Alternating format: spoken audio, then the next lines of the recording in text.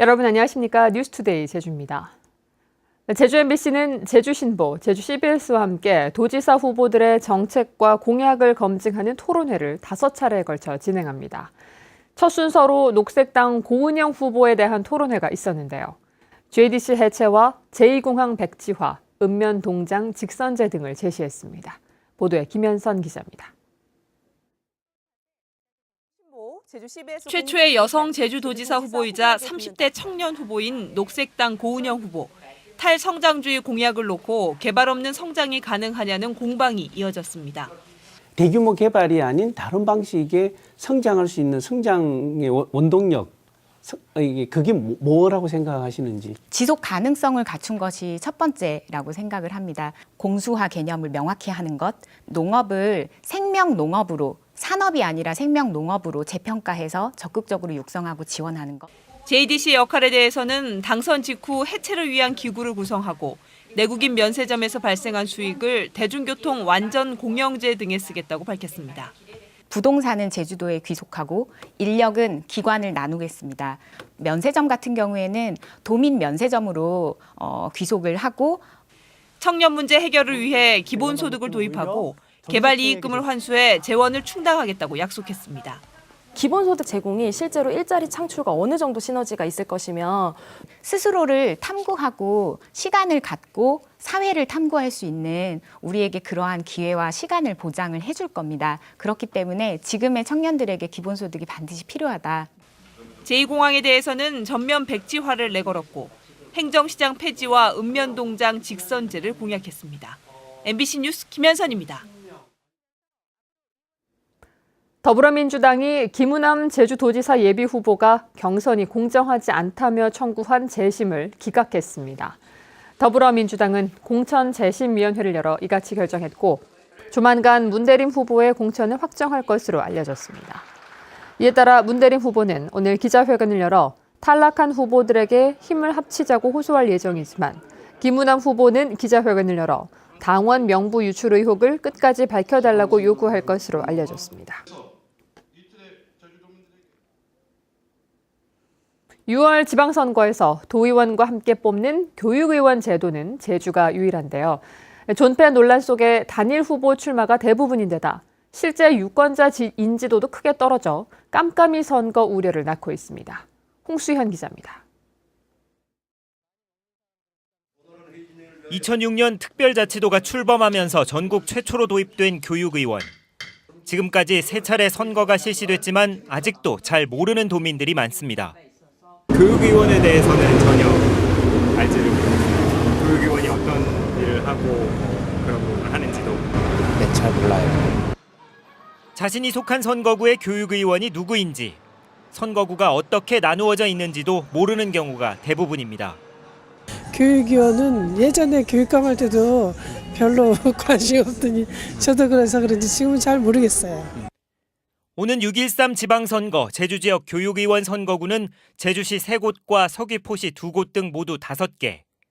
지금까지 제주시 서부에 2명이 예비후보로 등록한 것을 제외하고 나머지 선거구 모두 1명씩 예비후보로 등록해 이 상태로라면 5개 선거구 중 4개 선거구에서 무투표 당선자가 나오게 됩니다.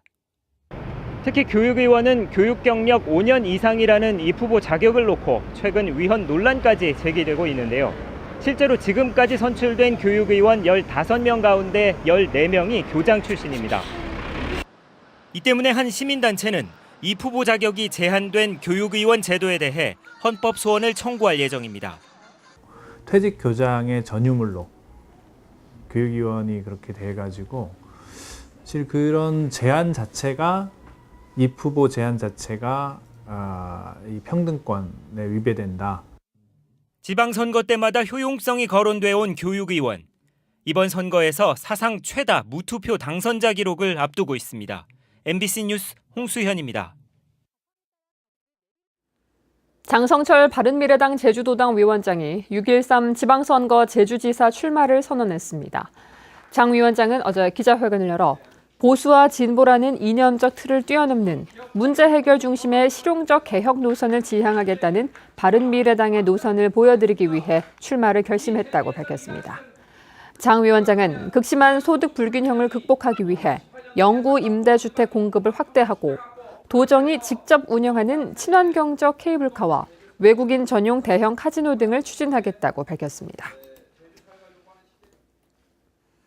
제주 시내 한 초등학교에서 급식을 먹은 학생들이 집단 식중독 의심 증세를 보여 보건당국이 역학조사에 나섰습니다. 하지만 환자 발생 보고가 늦어진 데다 다음 날에도 버젓이 급식이 이뤄져 교육당국의 대처가 아니했다는 비판이 나오고 있습니다. 이소현 기자입니다. 제주 시내 한 초등학교. 학생들이 식중독 의심 증세를 보인 건 그제입니다. 급식소에서 점심을 먹은 학생들이 오후 늦게부터 설사와 구토 등 식중독 의심 증세를 보인 겁니다. 전학년을 대상으로 의심 증세를 보인 학생은 모두 31명. 13명이 병원 치료를 받았고 1명이 입원했습니다.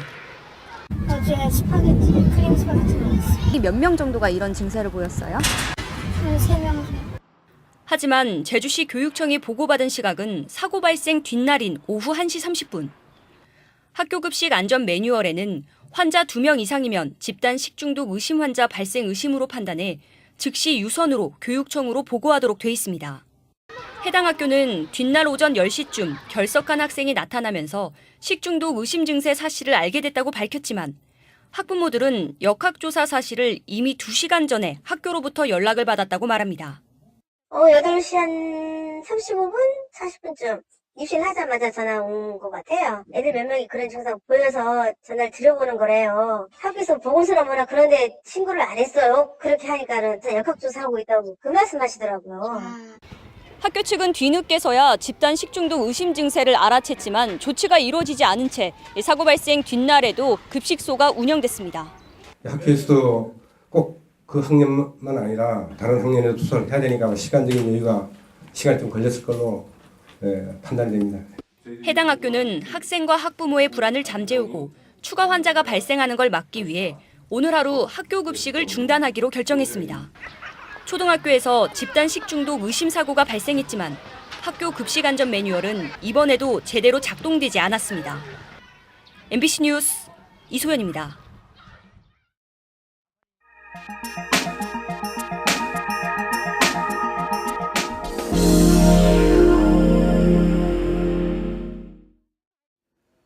경상북도 의성에서 여름에 먹는 햅쌀 재배가 시도되고 있습니다.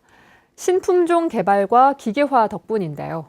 햅쌀 틈새 시장을 선점하고 벼를 2번 수확하는 이기작 재배가 가능해 농가 소득에 큰 도움이 될 전망입니다. 안동 MBC 김건혁 기자의 보도입니다. 의성의 한 들판입니다. 이항기가 지나간 뒤로 파릇한 모가 줄지어 뿌리를 내립니다. 이곳에 심은 벼는 극조생종 품종입니다. 일반 논에 비해 한 달 가까이 빨리 모를 내고 석 달여 만인 7월 중순 여름철에 먹는 햅쌀을 수확할 예정입니다.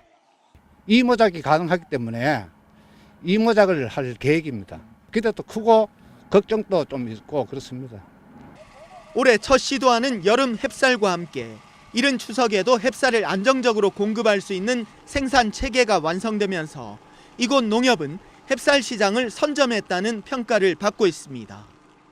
적합한 품종을 찾고 재배 단지를 규모화, 기계화하는 데 5년 정도 소요됐습니다. 생산과 마케팅에 더욱 줄여갈 계획입니다. 가을 수확철 쌀보다 가격이 높아 농가 소득에 도움이 되면서 지난해 경북의 조생종 햅쌀 재배 면적은 전체 쌀 재배 면적의 7%인 7,400여 헥타르로 확대됐습니다. 남도의 들판에서는 2기작을 넘어 3기작 재배까지 시도되고 있습니다. 조기에 출하를 해서 농가 소득을 올리고 또 수확한 다음에 2기작으로 해서 사료작물, 여름 사료작물을 재배하고 바로 이어서 동계작물로 해서 3기작으로 할 수 있는 그런 방안을 신품종 개발과 농업 기계화를 등에 업고 틈새 시장을 공략하는 벼 재배 기술이 우리 농업에 활력을 불어넣을지 주목됩니다. MBC 뉴스 김건엽입니다.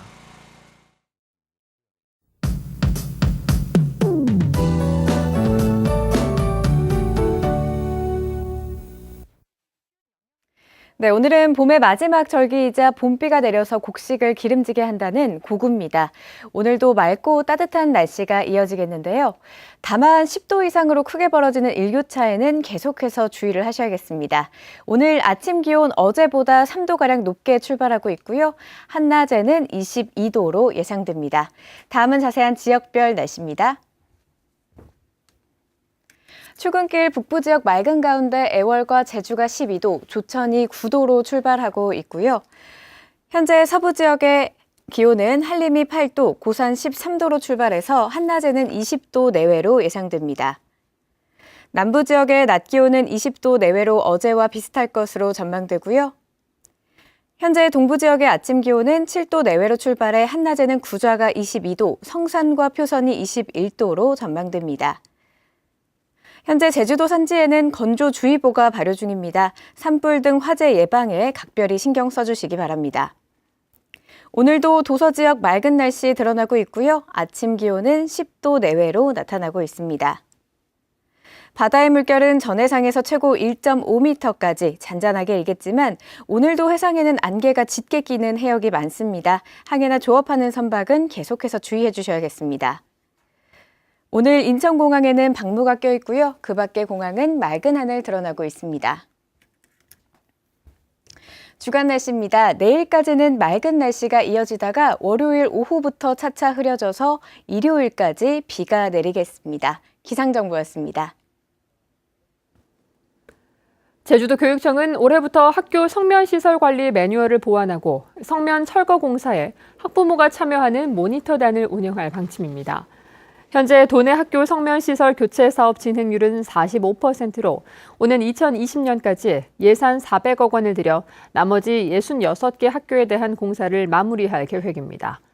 한편 현재 33% 수준인 내진 보강 공사는 2023년까지 마무리할 방침입니다. 어젯밤 10시 반쯤 제주시 오등동의 한 조립식 창고에서 불이 나 창고 내부 92제곱미터와 인근에 세워져 있던 트럭 일부를 태워 소방서 추산 1,750만 원의 재산 피해가 났습니다. 화재 당시 창고 안에 아무도 없어 인명피해는 없었고 소방당국은 정확한 화재 원인을 조사하고 있습니다. 버스를 타고 가다 택시로 환승하면 요금이 할인됩니다. 제주도는 오는 23일부터 버스에서 내린 뒤 40분 안에 택시를 타면 요금에서 800원을 할인해주는 환승 행복 택시 사업을 운영하기로 하고 관련 단체 기업과 협약을 맺었습니다. 환승 할인 혜택은 충전식 선불형 교통카드나 음식물 쓰레기 종량제 카드 등입니다. 제주 지역 주택매매 거래량이 크게 줄었습니다. 국토교통부에 따르면 지난달 제주 지역 주택매매 거래량은 735건으로 지난해 같은 기간보다 25% 줄어 전국에서 가장 큰 감소율을 보였습니다. 올 들어 3월까지 석 달 동안 거래량도 지난해에 비해 20% 감소했습니다. 또한 지난달 전월세 거래량도 지난해보다 30% 줄어 전체적으로 부동산 거래가 크게 위축됐습니다.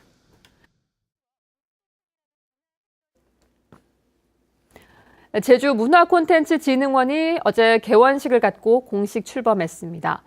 제주 문화콘텐츠진흥원은 기존의 제주영상위원회와 아시아 CGI 애니메이션 센터, 제주 테크노파크의 문화콘텐츠 분야를 통합해 도내 문화콘텐츠 산업을 총괄하는 싱크탱크로서의 역할을 수행하게 됩니다.